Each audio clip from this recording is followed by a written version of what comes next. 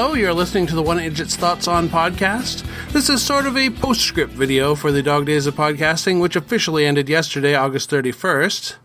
I had to pre-record the last of the episodes due to my travel plans, so it didn't really wrap up so much as end. There were 60 questions over the month, and I think I offered 2 bonus points, so it would be 62 total points possible over the month. I went into all this intending to be mostly more mainstream and more easily answerable.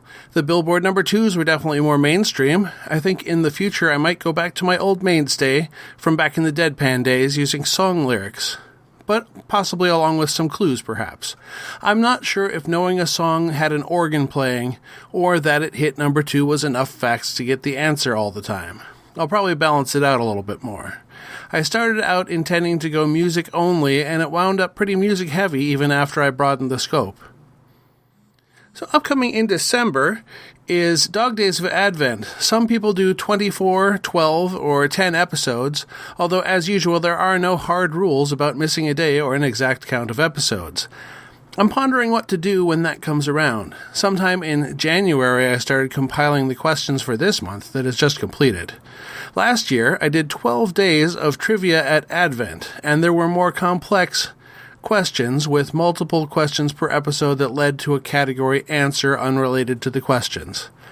The YouTube versions also had a lot more graphic detail with photos, movie posters, and that sort of thing animated on screen and generally taking some more labor.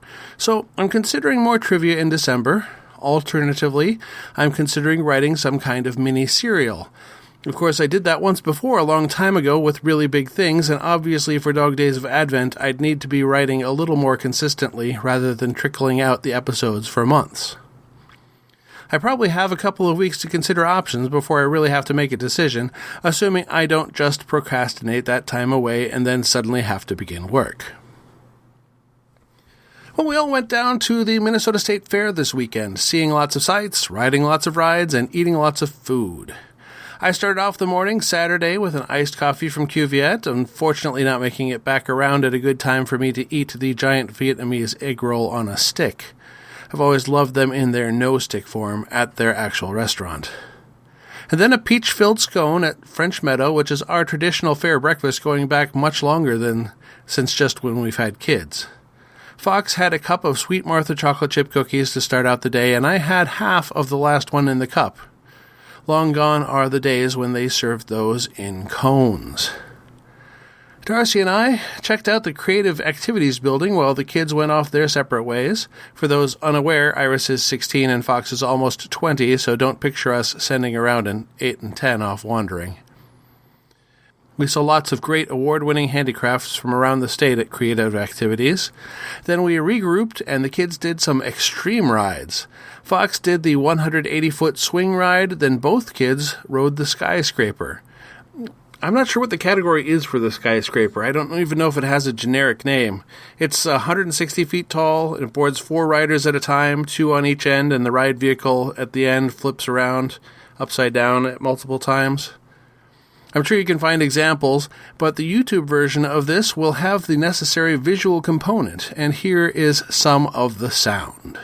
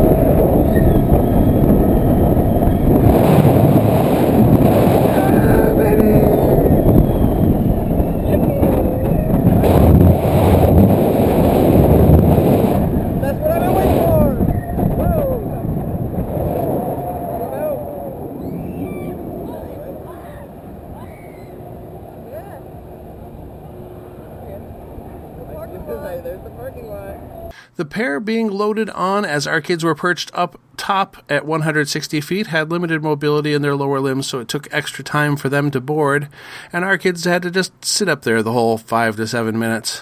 Of course, they had no choice, but I don't think I could have handled it.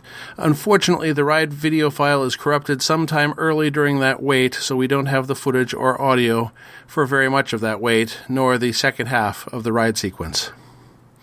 Then the kids did the midway. I spent a good part of the afternoon alone as Darcy went home with an achy foot and Iris went home to nap, and Fox was off on his own. I saw Minneapolis band Tight Fit at International Bazaar stage. I thought their cover of Purple Rain was well performed. I saw some abridged Shakespeare comedy from the Shakespeare and Company troupe, rode the 1964 classic Von Roll gondola across the fairgrounds, the Sky Ride, and rode the Space Tower in the afternoon. Later in that night, I got Fox to do a round trip on the Skyway before we did an after-dark ride on the Space Tower. When I used to go on multiple days, I'd always make sure to get a daylight ride and a nighttime ride, 330 feet up for a nice rotating view of the Twin Cities. On Sunday, Darcy and I went back and saw the Science Museum of Minnesota's space exhibit and the annual Fine Arts exhibition. So I mentioned a little food at the start there, and I'm not going to exhaustively list everything consumed in a day and a half, but here's some of the highlights. From the new foods list of the year, I had the Tofuego bites, which were very good, but probably could have been better with the spicy sauce on the side as a dip than coated in it. I had the flauta dippers, and I fully agree with the reviewers online who said the cup it was presented in made it impossible to dip the short end of the flauta back in the sauce very practically. And I had a Bigfoot cherry limeade float, which was nicely refreshing. Under the new to me category, with everyone in the family elsewhere, I stood for a half hour or so for the Peachy's donut.